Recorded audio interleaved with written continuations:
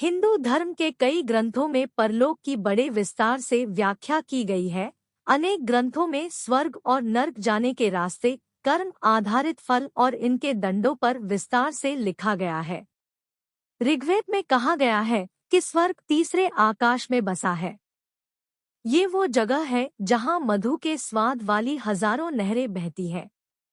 वहीं अथर्ववेद में इस बात का उल्लेख है कि स्वर्ग में घी के हौज, मधु के तालाब, शराब से बहती हुई दूध, दही और पानी से सींचने वाली सब मीठी नहरें और कमल वाली झीलें प्राप्त होती है। वहाँ शहद, घी और मदिरा का भंडार है जिसे पीने के लिए किसी की अनुमति लेने की जरूरत भी नहीं पड़ती। महाभारत के 7वें अध्याय में लिखा है कि स्वर्ग में बुढ़ापा, शोक और थकावट नहीं, न वहाँ कोई भय है। वहाँ गंधर्व और मनोहर अप्सराएं नृत्य, वाद्य, गीतों, नाना प्रकार के हास्य द्वारा मनोरंजन करती है।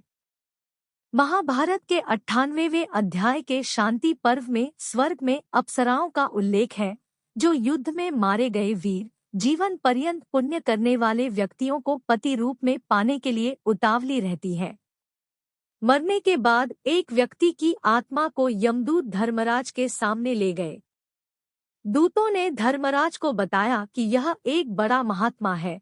युवावस्था में ही अपने माता पिता और स्त्री बच्चों को छोड़कर यह जंगल चला गया और जीवन भर तप करता रहा। धर्मराज ने कहा, कर्तव्यों को त्याग कर कोई धर्मात्मा नहीं बन सकता। इसे पुनः धरती पर भेजो और बता दो कि कर्तव्य पालन के साथ साथ भजन करे, तभी इसे स्वर्ग में स्थान मिलेगा, अन्यथा नहीं। यमदूतों ने एक दूसरे व्यक्ति की आत्मा उपस्थित की और कहा, यह व्यक्ति बड़ा कर्तव्यपरायण है, काम को ही सब कुछ समझता है। इसकी स्त्री बीमार पड़ी और मर गई, पर इसने उसकी कुछ भी परवाह नहीं की, अपने कर्तव्य पालन में लगा रहा। धर्मराज ने कहा, ऐसे हृदयहीन व्यक्ति का स्वर्ग में क्या काम?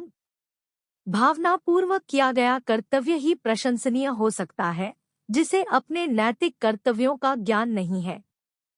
उसकी शारीरिक दौड़धूप क्या महत्व रखेगी? इसे पृथ्वी पर भेजो और कहो कि भावनापूर्वक अपना जीवन जिए और दूसरों से प्रेम करना सीखे, तभी उसे स्वर्ग में स्थान मिलेगा, अन्यथा नहीं। अब यमदूत एक तीसरे व्यक्ति की आत्मा को लेकर आए। यमदूतों ने कहा, यह एक साधारण गृहस्थ प्राणी है। अपने पूरे जीवन में सदा आस्तिक रहा, पवित्र जीवन जिया, प्रेमपूर्वक परिवार को सुविकसित किया और दूसरों के उत्थान के लिए निरंतर प्रयास करता रहा। धर्मराज ने प्रसन्न होकर कहा, स्वर्ग ऐसे ही लोगों के लिए बनाया गया है। इसे आदरपूर्वक ले जाओ और इसके वहां आनंद पूर्वक रहने की संपूर्ण व्यवस्था कर दो। अब बाकी दोनों आत्माएं समझ गई थी कि वास्तव में पवित्र जीवन जीने वाला, प्रेमी स्वभाव का, परमार्थपरायण, कर्तव्यनिष्ठ साधक ही स्वर्गीय आनंद का अधिकारी होता है। पुण्य तभी तक संचित रहते हैं जब आने वाली पीढ़ी भी संस्कारवान हो, वह भी अपने पूर्वजों की तरह परोपकार के कार्यों में लीन रहे।